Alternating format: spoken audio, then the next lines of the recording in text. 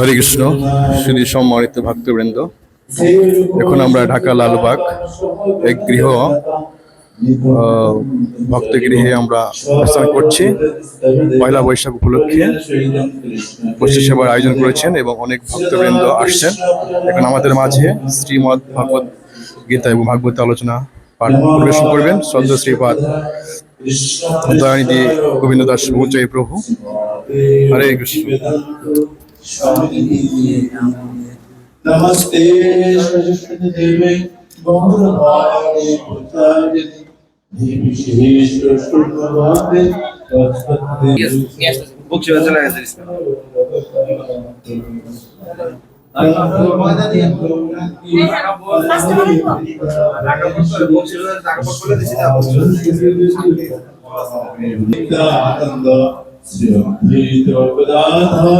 शिवाष्टदी गोविंद हरे कृष्णा कृष्णा कृष्णा हरे हरे हरे राम राम राम हरे हरे पंचाकल्पतरुश्च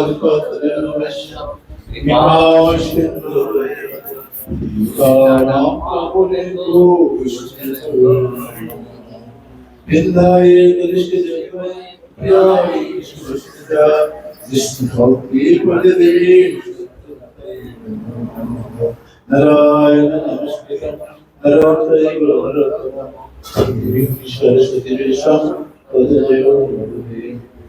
कृष्णाय वासुदेवाय देवकी नंदनाय नंदगोपालवृंदाय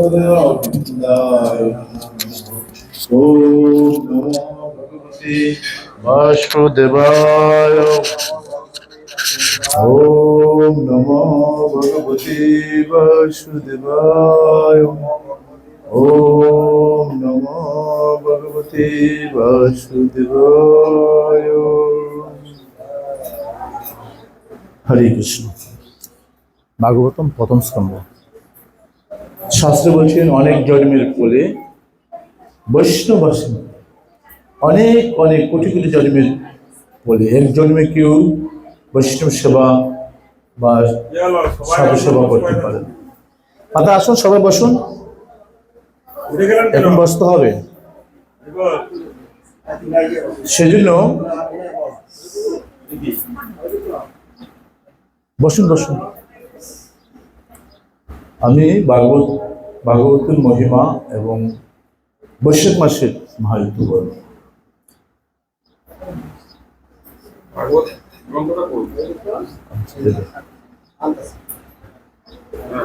সেজন্য আমি যেটা বলতে চেয়েছিলাম, শাস্ত্রে বলছেন বহু জন্মের পরে কৃষ্ণ বজবার ধরে পৃথিবীতে আসে জীব মনুষ্য রূপ। কি বলছেন? বহু জন্মের পরে কৃষ্ণ বজবার ধরে পৃথিবীতে আসে জীব মনুষ্য আকার, সেই হতভাগা জীব নাহিল শেষ যুগ, নিত্য দুঃখ কষ্ট পায় বহু কল্প কল্পান্তরে। এখন একটা জিনিস করতে হবে, জপ নতবা শ্রবণ। মলা শেষ হলে শেষ, শুনতে হবে। কি বলছি? বহু জন্মের পরে কৃষ্ণ বজবার ধরে পৃথিবীতে আসে জীব মনুষ্য আকার, সেই হতভাগা জীব নাহিল শেষ সুযোগ, নিত্য দুঃখ কষ্ট পায় বহু কল্প কল্প। এক কল্প জানেন তো কতদিন? এক কল্প এক কল্প হচ্ছে 432 কোটি বছর, মানে 70 দাপর কলি 1000 বার। এই যে 70 দাপর কলি 1000 বার গেলে কি হয়? এক কল্প হয়। এই যে আমরা দুঃখ কষ্ট পাচ্ছি কিসের জন্য? নিত্য দুঃখ কষ্ট পা বহু কল্প কল্প। সেই দুঃখ থেকে যদি আমরা মুক্ত হতে চাই, কি করতে হবে? আমার পুরাণ শ্রীমদ্ ভাগবতম নিত্যম ভাগবতম সেবায়া ভাগবতম উত্তম শ্লোকের ভক্তির ভবতী নষ্ট। যিনি নিয়মিতভাবে শ্রীমদ্ ভাগবতম শ্রবণ করেন এবং শুদ্ধ ভক্তের সেবা করেন, হৃদয়ের সমস্ত কলস বিদৃত হয়ে উত্তম শ্লোকের দ্বারা বন্দিত পরমেশ্বর ভগবান শ্রীকৃষ্ণের প্রেমময়ী ভক্তি সুদৃঢ় রূপে প্রতিষ্ঠিত হবে। শুধু কি করতে হবে? নিত্যম ভাগবতম সেবা। নিত্য মানে কি? প্রতিদিন। প্রতিদিন শুধু ভাগবতম শ্রবণ করতে হবে। এখন আসুন সেই ভাগবতম কি আমরা জানবো। ভাগবতমটা কি? ভাগবতম হচ্ছে কি দুই প্রকার, ব্যক্তি ভাগবতম, গ্রন্থ ভাগবতম। আপনি এই ভাগবতমের প্রথম স্কন্ধের দ্বিতীয় অধ্যায় 18 নম্বর শ্লোকটা আমি এখন বললাম। নষ্ট প্রায়শ অভদ্রেশ নিত্যম ভাগবতম সেবায়া ভাগবতম উত্তম শ্লোকের ভক্তির গবতী নষ্ট। যিনি নিয়মিত মানে কি? প্রতিদিন নিয়মিতভাবে শ্রীমদ্ ভাগবতম শ্রবণ করেন এবং শুদ্ধ ভক্তের সেবা করেন। আমরা হয়তো প্রতিদিন শুদ্ধ ভক্তের সেবা নাও করতে পারি, কিন্তু আমাদের গৃহে রেখে ভাগবতম প্রতিদিন অধ্যয়ন করতে পারি। সেজন্য বলছে, যিনি নিয়মিতভাবে শ্রীমদ্ ভাগবতম শ্রবণ করেন এবং শুদ্ধ ভক্তের সেবা করেন, হৃদয়ের সমস্ত পুরুষ বিদরিত হয়ে উত্তম সুলেখের দ্বারা বন্দিত পরমেশ্বর ভগবান শ্রীকৃষ্ণের প্রেমময়ী ভক্তি সুদীর্ঘ প্রতিষ্ঠিত। এই সুলেখে তাৎপর্য শিল প্রভুপাদ বলেছেন, এই আত্মতত্ত্ব জ্ঞান লাভ করতে হলে বলছে দুই রকমের ভাগবতম সঙ্গ করতে হবে। দুই রকম ভাগবত, একটি ব্যক্তি ভাগবতম আর একটা হচ্ছে কি গ্রন্থ ভাগবতম। যদি আমরা প্রতিদিন ব্যক্তি ভাগবতম সংস্পর্শে নাও আসতে পারি, আমরা গ্রন্থ ভাগবতম সংস্পর্শে আসতে পারি। ভাগবতম শিরোমণি প্রভু, শিরোমণি প্রভু ভাগবতম।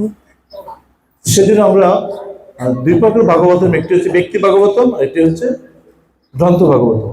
যদি আমরা ব্যক্তি ভাগবতম সংস্পর্শে নাও আসতে পারি, কিন্তু আমরা গ্রন্থ ভাগবতম সান্নিধ্যে আসতে পারি। সেজন্য শাস্ত্রে বলছেন, শিল প্রভুপাদ বলছেন, যার গৃহে ভাগবতম থাকে তার গৃহে সমস্ত তীর্থ স্বয়ং দাম স্বয়ং ভগবান অবস্থান করে। যার গৃহে শুধু ভাগবতম অবস্থান। আর কি বলছে প্রথম স্কন্ধ? আচ্ছা,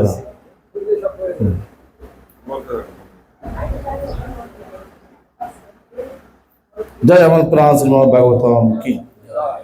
আমার ভাগ্যে এরকম প্রথম যখন ভক্ত হওয়ার আগে আমি কোনো ভক্তের মাধ্যমে এই ভক্তি জীবন আসতে পারি। আমার এই ভাগবতমের মাধ্যমে আমি ভক্তি প্রথম তৃতীয় স্কন্ধ পাই। এই তৃতীয় স্কন্ধ আমার জীবনটাকে পরিবর্তন করেছে। যেটা বলতে চেয়েছিলাম, যে আমরা যদি গ্রন্থের মাধ্যমে শুধু সান্নিধ্যে আসি, যে এই গ্রন্থ শুধু দর্শন করি। মাতা আমি দুইবার বলছি, কিন্তু আপনাদের হরি বল শুনতে হবে, কথা বলা যাবে না। হচ্ছে প্রাথমিক পাঠ।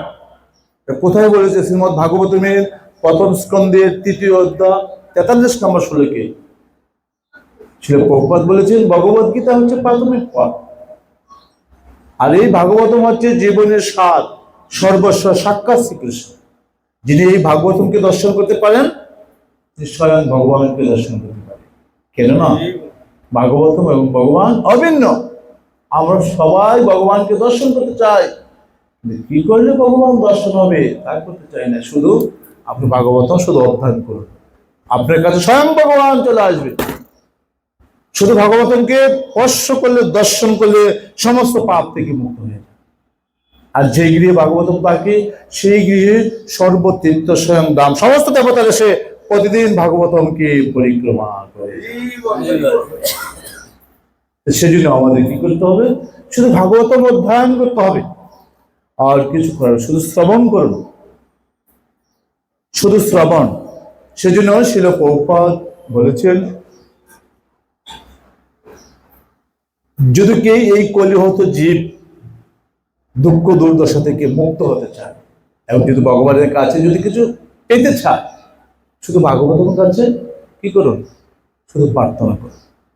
শুধু ভাগবতের কাছে আপনি প্রার্থনা করুন, আপনি সেই প্রার্থনা কি হয়ে যাবে। আমরা দেখেছি বাস্তব। এই যে প্রভু বলেছিল, আমরা হাজার হাজার সারা বাংলাদেশে প্রচার করেছি। এমনকি যারা ভক্ত ছিল না তারা ভাগবতম করে ভক্ত হয়েছে। যাদের ছেলে মেয়ে নেই তাদের ছেলে মেয়ে আসছেন ভাগবতম পড়ে। ভাগবতম হচ্ছে সাক্ষাৎ ভগবান। আপনাকে বিশ্বাস করতে হবে, সেই বিশ্বাস নিয়ে আপনাকে ভাগবতম অধ্যয়ন করতে হবে। আর বিশ্বাস যদি না থাকে কি হবে? আমাদেরকে বিশ্বাস করতে হবে। শ্রী চৈতন্য মহাপ্রভু বলেছেন, আমরা জানি শ্রী চৈতন্য মহাপ্রভু ভগবান, শ্রী চৈতন্য মহাপ্রভু বলছেন না আমি ভগবান। কে ভগবান? এই কলিযুগের নাম, আর হচ্ছে ভাগবত, আর হচ্ছে কি ভগবানের যে বিগ্রহ জগৎ। এই তিন যে কোনো একজন সান্নিধ্যে আসতে হবে, নিশ্চয়ই তিনি পরিবর্তন হবে। সেজন্য পদ্ম পুরাণে বলছেন পদ যদিও পত তৃতীয় তুর্য পতিত যদিও না বিস্ততা পঞ্চম এব ষষ্ঠ যুগলম কণ্ঠস্থরাজন নমম যদিও মুকার বৃন্দম দশম প্রফুল্লম একাদশ যস্য ললাটপট্টম শিরোপীতু দ্বাদশ ভবতি তমাদিদেব করুণা নিদানম তমালবর্ণম শ্রীত অবতরম অপার সংসার সমুদ্রশীতম বজামহে ভাগবতম স্বরূপম। কি বলেছেন? প্রথম এবং দ্বিতীয় স্কন্ধ ভগবানের চরণ। আমরা সবাই ভগবানের চরণ পেতে চাই, কি করলে চরণ লাভ হবে তা কিন্তু করতে চাই না। আপনারা জানেন ভাগবত কত স্কন্ধ? কত স্কন্ধ? ভেরি গুড, দ্বাদশ স্কন্ধ। কিন্তু বলছে প্রথম এবং দ্বিতীয় স্কন্ধ, এই যে প্রথম দ্বিতীয় স্কন্ধ ভগবানের চরণ, আর তৃতীয় চতুর্থ স্কন্ধ ভগবানের দুই গুরু। পঞ্চম স্কন্ধ হচ্ছে নাভি, আর ষষ্ঠ বক্ষ, সপ্তম অষ্টম দুই বক্ষ, আর নবম স্কন্ধ হচ্ছে কণ্ঠ, দশম মুখ, একাদশ ললাট, দ্বাদশ হচ্ছে শির। এই হচ্ছে দ্বাদশ স্কন্ধ ভাগবত। বলছে যে গৃহে দ্বাদশ স্কন্ধ ভাগবত থাকে সেই গৃহে সাক্ষাৎ বজ্রনন্দন অবস্থান করে। হরি বল, হরি বল, জয় বল।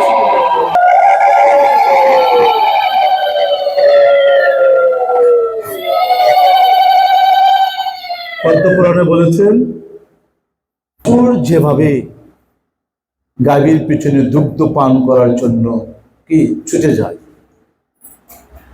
বাছুর যেভাবে গাভীর পিছনে দুগ্ধ পান করার জন্য ছুটে যায়, বলছে যেই গৃহে ভাগবতম থাকে সেই গৃহে গোলক বিহারী সেইভাবে ছুটে চলে আসে। সেজন্য আমাদের প্রত্যেকের উচ্চশীল প্রভুপাদ বলেছেন প্রত্যেক গৃহে ভাগবতম থাকা উচিত, কারণ ভাগবত থাকলে সমস্ত পাপ থেকে আপনি মুক্ত হবেন। কারণ এই কলিযুগী ভগবান হচ্ছে এই অমর পুরাণ শ্রীমদ্ ভাগবত। যেমন কতটুকু বলতে হবে, আমরা এই যে পদ্মার উপরে যাওয়ার জন্য কি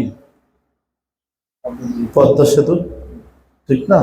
এই পদ্মা সেতুর আগে কি যমুনা সেতু, কি উপরে যাওয়ার জন্য উত্তরবঙ্গে যারা ঢাকার নাম শুনলে বই করতেন। এই যে উত্তরবঙ্গের প্রবাহ ছিল 3 থেকে 4 দিন লাগবে। আগে যে পদ্মা সেতু হওয়াতে আমরা 4 ঘন্টা চলে যাই বানাবো। ঠিক তদ্রূপ বলছে এই ধরাধাম থেকে ভগবত ধামে যাওয়ার জন্য সেতু স্বরূপ অমল পুরাণ শ্রীমদ্ ভাগবত। শুধু আপনি অধ্যয়ন করুন আর এই ধরাধাম থেকে ভগবত ধাম চলে যাবে, শুধু নিত্যম ভাগবত। আর কি বলছেন এই স্কন্ধে পর্ব দ্বিতীয় স্কন্ধের তৃতীয় অধ্যায় 17 নম্বর শ্লোকে বলছে আয়ু হরতি বৈপুংসাম উদ্দাম অস্তম স্বজন এসু তস্য নিতে যৎন উত্তম শ্লোকবত্রাণাম। কি বলছে? সূর্যদেব পূর্ব দিগন্তে উদিত হয়ে পশ্চিম দিগন্তে অস্তগত হয়ে সকলের আয়ু হরণ করে, কিনা? পূর্ব দিগন্তে উদিত হয়ে পশ্চিম দিগন্তে অস্তগত হয়ে সকলের আয়ু হরণ করে। কিন্তু যারা সর্বমঙ্গলময় ভগবানের কথা শ্রবণ করেন তাদের আয়ু তিনি হরণ করতে পারে না। সেজন্য আমরা শুধু ভগবানের কথা শ্রবণ করতে হবে। শ্রীমদ্ ভাগবতের প্রথম স্কন্ধের অষ্টাদশ অধ্যায় 4 নম্বর শ্লোকে বলছে ন উত্তম শ্লোক পাত্রানাম যশুতাম তৎকথনিত শ্বেত সম্ভ্রম অন্তকালে অপি স্বর্ণাম তৎপরম। বলছেন যদি আমরা এই ভগবানের কথা অবিরত রত থাকি, হরে কৃষ্ণ প্রভু কি বলছেন? যদি কেউ ভগবানের কথা অবিরত মানে কি? কারণ কোনো বিরত নেই, যিনি অবিরত ভগবানের কথা